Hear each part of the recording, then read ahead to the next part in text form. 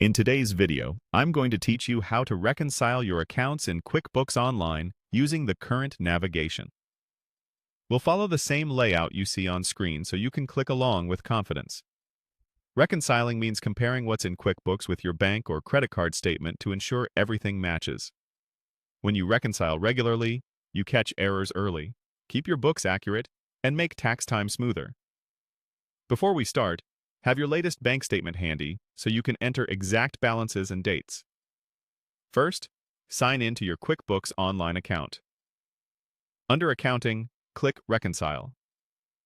On the Reconcile page, choose the account you want to reconcile. This might be your checking, savings, or credit card account. Make sure it matches the statement you're holding so you're working with the right numbers. Next, enter the beginning balance. This should match the opening balance printed on your statement for the period you're reconciling. If it doesn't, it may mean a prior period was changed or an opening balance was off. Double-check the previous reconciliation or your statement to confirm the correct number before moving on.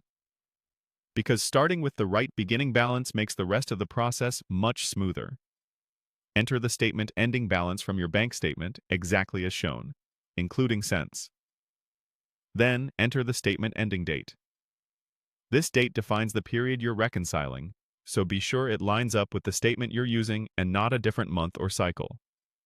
If your statement lists a monthly service charge that hasn't already been recorded in QuickBooks, enter the service charge amount and select the appropriate expense account to track bank fees. Only add it here if it's not already in your books, so you don't duplicate the expense and throw off your totals. Similarly, if the statement shows interest earned that you haven't entered yet, type the interest amount and select the correct income account. Again, skip this if you've already recorded that interest elsewhere to keep your records accurate. When everything looks correct, click Start Reconciling.